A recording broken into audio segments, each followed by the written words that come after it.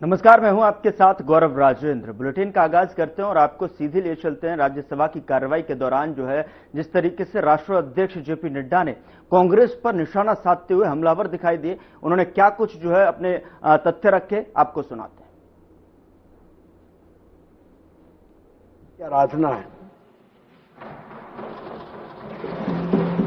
वंदे मातरम से जो भाव पैदा होते हैं, वह भाव जो इमोशंस पैदा होते हैं, it is difficult to comprehend in words. उसे शब्दों में बांधना बहुत कठिन है। यह एक आजादी का जज्बा भी देता है और फ्रीडम स्ट्रगल के बारे में हम सबको प्रेरित भी करता है। इसके अगर हम बैकग्राउंड में जाएंगे तो हमें ध्यान में आता है कि 1875 व्हेन द ब्रिटिशर्स हमारे ऊपर अपना नेशनल एंथम थोपना चाहते थे और वह हर स्कूल में, हर जगह गॉड सेव द क्वीन, इस धुन को वो प्रतिपादित करना चाहते थे, वो यहां पर लाना चाहते थे।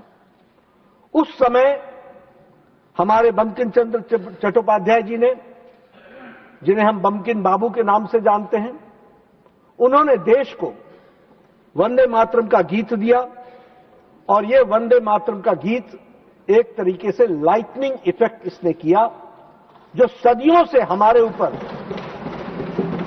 हमारी संस्कृति पर, हमारी आजादी पर जो कुठाराघात किया जा रहा था, उसको जागृत करने का काम किया। तो इस वंदे मातरम गीत ने किया, यह हमको ध्यान रखना चाहिए।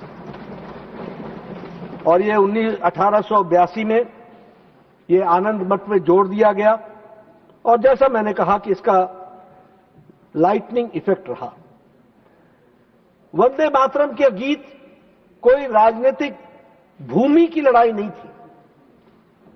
वह लड़ाई गुलामी से मुक्ति पाने की लड़ाई थी और उसके साथ साथ वह जो हमारे दिलों में हजार साल से गुलामी का जो दबाव हमारे ऊपर था, उससे निकल करके मुक्ति पाने की आशा का किरण थी। यह इस गीत से हमको संबोधित होता है, प्रतिपादित होता है।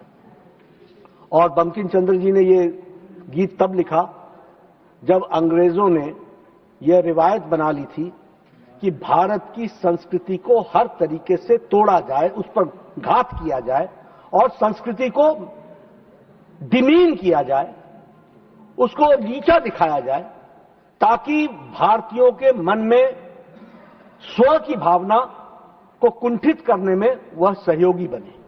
और ऐसे समय में बंकिम चंद्र जी ने कहा, यह भारत देश, यह ज्ञान और समृद्धि की देवी है, भारत माता, ये ज्ञान और समृद्धि की देवी है।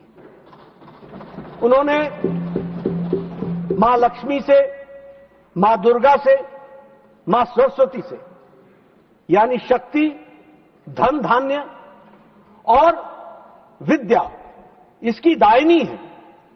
यह इस देश के भाव को उन्होंने जागृत किया और इसके साथ साथ यह कहा कि भारत के दुश्मनों के लिए मां भारती अपनी चंडी की तरह खड़ी है और शस्त्र के साथ खड़ी है। यह भी बात हम सबको ध्यान रखना है।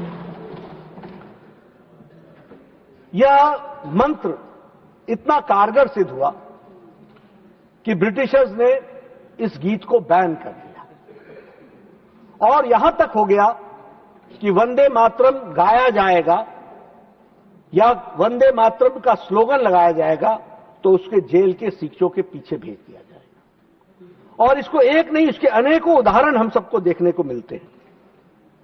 जब विनायक दामोदर दास सावरकर ने अपने लेख में जब वंदे मातरम पर लेख लिखा, जो विहारी के अंक में छपा, तो जो उनको सजा दी गई, उस सजा में चार्जशीट में यह जोड़ा गया कि आपने वंदे मातरम में जो आर्टिकल लिखा है वो सिडिशियस है, वह देश का द्रोह है और इसलिए आपको जो सजा है वो 2 टर्म की, 2 जन्मों की काला पानी आपको भेजा जाता है, उनको अंडमान भेजा गया था। यानी वंदे मातरम से ब्रिटिश कितने घबराते थे, कितने चिंतित होते थे, क्योंकि उनको मालूम था कि ये लाइटनिंग इफेक्ट दे रहा है, ये करोड़ों लोगों को जगा रहा है, ये करोड़ों लोगों में स्व की भावना प्रेरित कर रहा है। उसी तरीके से जब श्री अरबिंदो ने लगभग 6 आर्टिकल्स इस पर लिखे, 7 आर्टिकल्स लिखे, तो वंदे मातरम पर वो हिंदू प्रकाश में प्रकाशित हुआ, तो श्री अरबिंदो को भी अरेस्ट किया गया और बाद में वो पुडुचेरी चले गए, वो भी हम सबको मालूम है। वंदे मातरम का सिर्फ उत्तर भारत में, मध्य भारत में ही प्रभाव था या पूर्वी भारत में प्रभाव था, ऐसा नहीं। इसकी आवाज और इसकी गूंज साउथ में, तमिलनाडु तक भी पहुंची, यह भी हम सबको ध्यान में रखना चाहिए। वहां भी जब चलिए खबरों में आगे बढ़ते हैं। सीएम योगी ने गोरखनाथ मंदिर में जनता दर्शन कार्यक्रम आयोजित किया, जिसमें उन्होंने एक एक फरियादी की समस्याओं को ध्यान से सुना। साथ ही इस दौरान सीएम ने अधिकारियों को त्वरित निस्तारण के भी निर्देश दिए।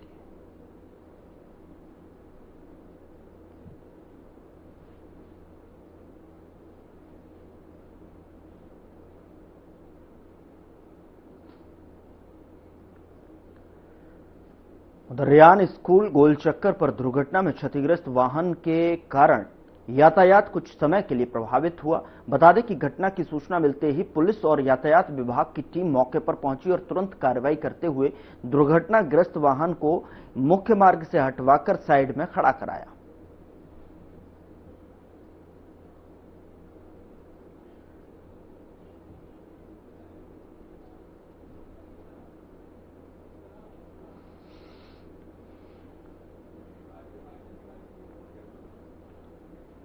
यहां रुक रहे हैं एक छोटे से ब्रेक के लिए। ब्रेक के उस पार खबरों का सिलसिला लगातार जारी है।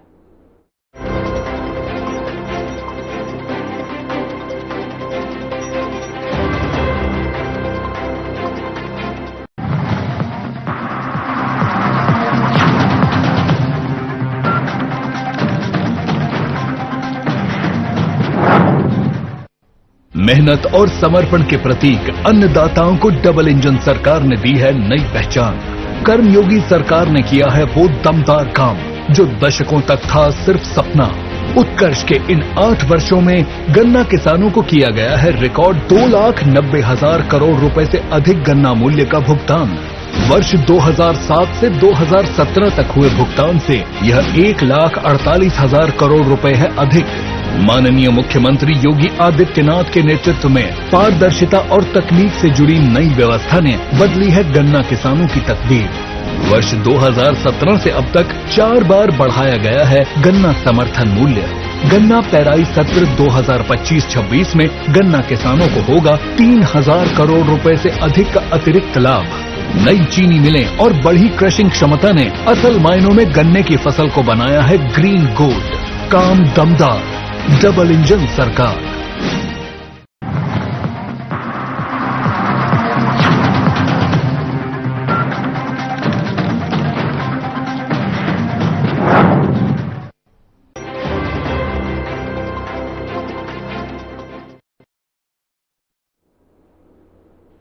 ब्रेक के बाद स्वागत है आपका। खबरों में आगे बढ़ते हैं। लोकसभा में केंद्रीय गृह मंत्री अमित शाह ने संबोधित किया और गृह मंत्री अमित शाह ने सदन में क्या कुछ कहा, आपको सुनाते हैं। मैं आपके प्रति आभार व्यक्त करना चाहता हूं कि इस महत्वपूर्ण विषय पर आपने मुझे बोलने का मौका दिया। माननीय अध्यक्ष जी, इस विषय पर चर्चा के लिए सत्र की शुरुआत में 2 दिन गतिरोध भी हुआ। इससे एक प्रकार की गैर समझ, गलत धारणा जनता के बीच में पड़ी कि हम लोग ये चर्चा नहीं चाहते।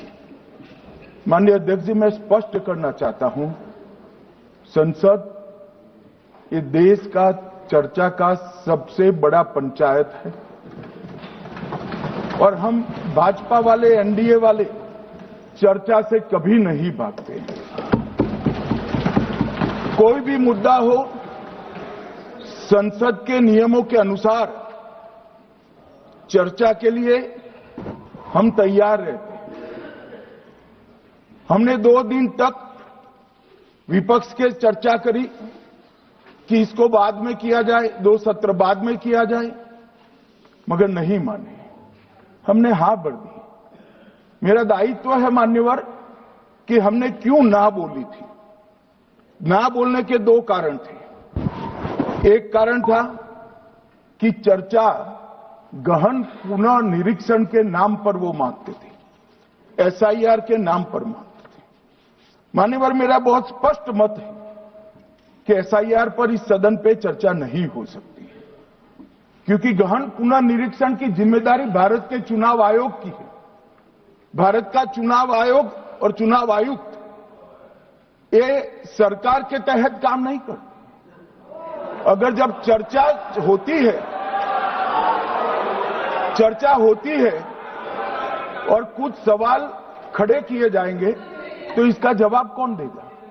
मान्यवर, जब उन्होंने कहा कि हम चुनाव सुधार पर चर्चा करने के लिए तैयार है, हम तुरंत मान गए और आज चुनाव सुधार पर ही चर्चा हुई। मान्यवर, लगभग 63।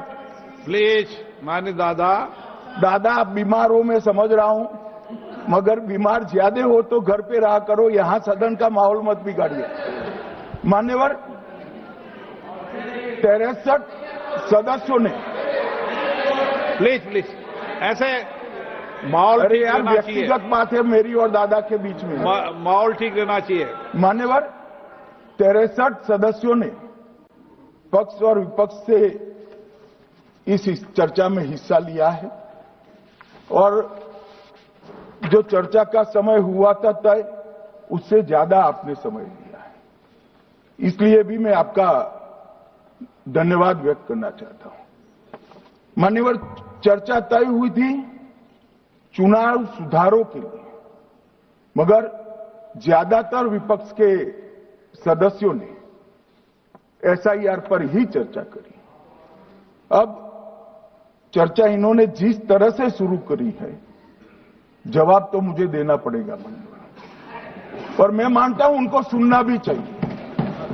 मान्यवर, इस एसआईआर पर, गहन पुनर्निरीक्षण पर एक तरफा 4 महीने से झूठ फैलाया और देश की जनता को गुमराह करने का प्रयास किया। और मेरा आग्रह है सदन के पक्ष और विपक्ष के सभी सदस्यों, मैंने एसआईआर की प्रक्रिया का, इससे जुड़े हुए संवैधानिक अनुबंधों का और भूतकाल में जो एसआईआर हुए वो सभी का गहन अभ्यास किया है। मैं आज आपके माध्यम से इस सदन को और सदन के माध्यम से पूरे देश की जनता को जो झूठ विशेषकर कांग्रेस पार्टी द्वारा फैलाया गया है, वो झूठ का मेरे तर्कों के हिसाब से जवाब देना चाहता हूं। आप बेटे बेटे ज्ञान मत दीजिए। मान्यवर, ये देश के संविधान में, मान्यवर, ये देश के संविधान से, संविधान के अनुच्छेदों से चुनाव आयोग की रचना हुई। एक प्रकार से चुनाव आयोग एक संवैधानिक संस्था है। संविधान के अंदर चुनाव आयोग का गठन, उसकी शक्तियां, चुनावी प्रक्रिया, मतदाता की परिभाषा और मतदाता सूची को तैयार करने और उसके सुधारने के लिए की शक्तियां, इसके बारे में स्पष्ट प्रावधान किए गए। और मान्यवर, बड़ी विनम्रता से मैं बताना चाहता हूं कि प्रावधान जब किए गए तब हमारी पार्टी बनी ही नहीं थी। हमारी पार्टी के अलावे जो लोग हैं, इन लोगों ने संविधान सभा में चर्चा कर संविधान को बनाया था। इसलिए ये पूरी चुनाव की प्रक्रिया जो संविधान के अंदर व्याख्यायित की गई है और आज जो हो रहा है, ये दोनों के बीच में क्या अंतर है और आरोप क्या है, इसको मैं जवाब देना चाहता हूं। माननीय, फ्री एंड फेयर चुनाव कराने का हमारा संविधान ने जिम्मेदारी चुनाव आयोग की तय की। मतदाता सूची बनाने की और मतदाता सूची में सुधार करने की जिम्मेदारी भी चुनाव आयोग को दी। अनुच्छेद संविधान के भाग 15 में अनुच्छेद 324, इसमें चुनाव आयोग का गठन, चुनाव आयुक्त की नियुक्ति, लोकसभा, राज्यसभा, विधानसभा, उपराष्ट्रपति और राष्ट्रपति, ये सभी चुनावों का संपूर्ण नियंत्रण संविधान ने चुनाव आयुक्त को दिया है। और चुनाव आयुक्त एक से ज्यादा हो तो इलेक्शन कमिश्नर को दिया है। अब 325 जो अनुच्छेद है वो किसी भी पात्र मतदाता को मतदाता सूची से बाहर नहीं रखा जाता, इसका प्रावधान करता है। मगर 326 एक गहन पुनर्निरीक्षण के लिए, एसआईआर के लिए बहुत महत्वपूर्ण है। क्या है 326 मान्यवर? इन्होंने मतदाता की पात्रता, योग्यता और मतदाता होने की शर्तें आर्टिकल 326 में तय की है। और वो शर्तें क्या है? सबसे पहली शर्त है कि मतदाता भारत का नागरिक होना चाहिए, विदेशी नहीं होना चाहिए। ये सबसे पहली शर्त है। और ये कह रहे हैं कि चुनाव आयोग क्यों ये कर रहा है? भाई इसका दायित्व है इसलिए कर रहे हैं। दूसरी है 18 साल से ज्यादा आयु का व्यक्ति मतदाता बन सकता है। तीसरा, वैधता का निर्धारण मानसिक असमर्थता, अपराध और भ्रष्टाचार में संलिप्तता के लिए जो कानून ने समय समय पर तय किया है, इसके पर। तो ये 3 पात्रताओं के आधार पर भारत के मतदाता होने की बात तय होती है। और ये 3 चीजें किसने देखनी है मान्यवर? चुनाव आयुक्त को देखनी है। चीफ इलेक्शन इलेक्शन कमीशन मतलब चीफ इलेक्शन कमिश्नर और कमिश्नर्स ने देखनी है। और 327 में मतदाता सूची, सीमांकन, चुनाव संचालन और उसके लिए कानून बनाने की सिफारिश संसद को करने की सत्ता चुनाव आयोग को दी है। कल हमारे सदस्य मनीष तिवारी कहते थे गहन पुनर्निरीक्षण का इनको अधिकार ही नहीं है। आर्टिकल 327 पूर्ण अधिकार देता है कि मतदाता सूची इस व्याख्या के आधार पर बनाने का अधिकार चुनाव आयोग को है। मान्यवर, अब एसआईआर पर ही सवाल उठा दिए। मान्यवर, इन्होंने कहा कि एसआईआर आज क्यों हो रहा है।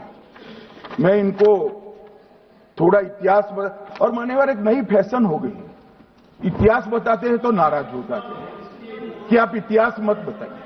अरे भला कोई भी प्रक्रिया, कोई भी देश, कोई भी समाज इतिहास को छोड़कर कैसे आगे बढ़ सकता है? इतिहास कोई भी समाज का महत्वपूर्ण अंग है। मान्यवर, हमारे लोकतांत्रिक इतिहास की शुरुआत 1952 से हुई। तो सबसे पहला गहन पुनर्निरीक्षण एसआईआर कब हुआ? 1952 में। एसआईआर की क्या जरूरत है वो कहते हैं, इसलिए मैं कहता हूं। तो उस वक्त प्रधानमंत्री कौन थे? जवाहरलाल नेहरू। किस पार्टी से थे? कांग्रेस पार्टी से। दूसरा कब हुआ? 1957 में। फिर जवाहरलाल नेहरू प्रधानमंत्री थे, कांग्रेस पार्टी से थे। तीसरा हुआ 61 में, उसमें भी जवाहरलाल नेहरू प्रधानमंत्री थे और कांग्रेस पार्टी से। 65-66 में भी हुआ एक ही गहन पुनर्निरीक्षण 2 साल में हुआ। उस वक्त भी श्री लाल बहादुर शास्त्री प्रधानमंत्री थे, कांग्रेस पार्टी थे। 83-84 में हुआ, इंदिरा जी थी। 87-89 में हुआ, राजीव गांधी थे। 92-93-95 में हुआ, नरसिम्हा राव थे। 2002 और 3 में हुआ, तब श्री अटल बिहारी वाजपेयी थे। मान्यवर, 2004 में गहन पुनर्निरीक्षण समाप्त हुआ, तब डॉक्टर मनमोहन सिंह जी प्रधानमंत्री थे। तो 2, 3, 4 का एक गहन पुनर्निरीक्षण हुआ, एसआईआर हुआ, उसमें 2 साल एनडीए के प्रधानमंत्री थे, भाजपा के थे, और 1 साल डॉक्टर मनमोहन सिंह। 2004 के बाद सीधा 2025 में गहन पुनर्निरीक्षण हो रहा है, और इस वक्त हम हैं।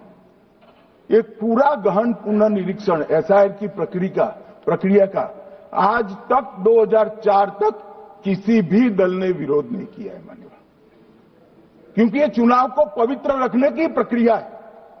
चुनाव के उद्देश्यों को, लोकतंत्र को स्वस्थ रखने की प्रक्रिया है।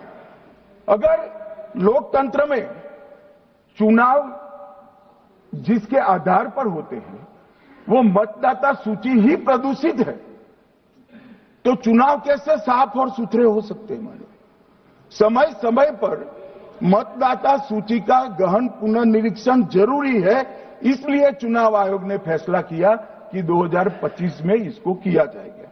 मान्यवर, एक बीच में एक घटना मैं जरूर कहना चाहूंगा। 2010 में एक चुनाव आयुक्त महोदय ने निर्णय किया कि रिटर्निंग ऑफिसर को मतदाता सूची में से नाम काटने का अधिकार नहीं है, और उसके बाद से किसी की मृत्यु हुई तो भी नाम नहीं कटते थे, कोई एक क्षेत्र से दूसरे क्षेत्र में गया तो भी नाम नहीं कटते थे। एक व्यक्ति का ट्रांसफर हो गया तो कोयम्बटूर से वो शिमले चला गया, भारत सरकार का कर्मचारी है, तो उसका नाम कोयम्बटूर में भी रहता था, शिमला में रहता था, क्योंकि 2010 में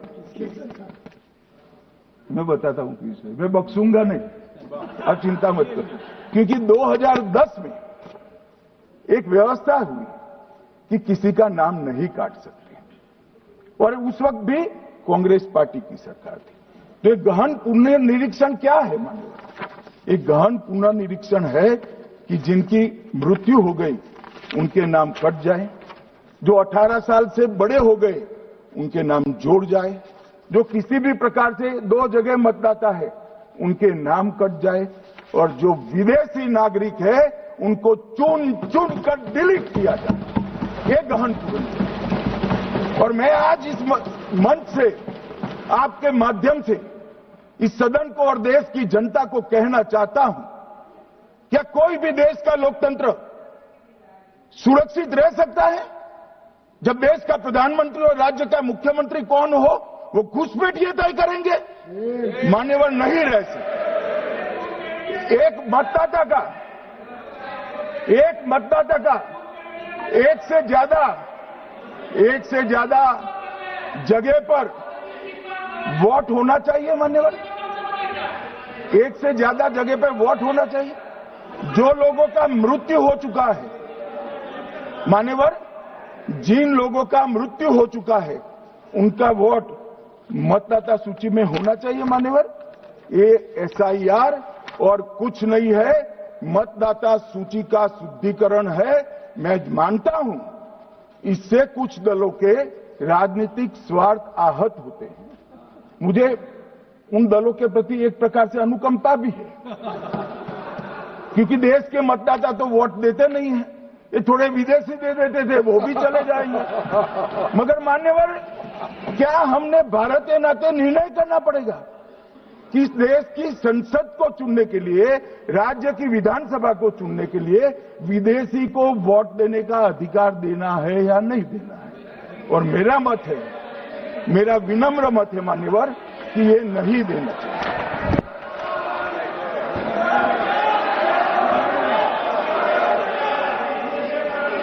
दादा बैठ जाइए प्लीज।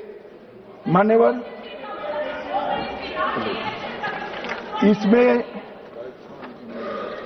इसमें कानूनी स्थिति का प्रश्न नहीं है। अभी सांसद महोदय बोला कि इलेक्शन कमीशन का अधिकार नहीं है। लाल बाबू हुसैन 1995 में एक वाद हुआ मान्यवर, भारत की सर्वोच्च अदालत तक वो वाद पहुंचा। फिलहाल बुलेटिन में इतना ही। नमस्कार।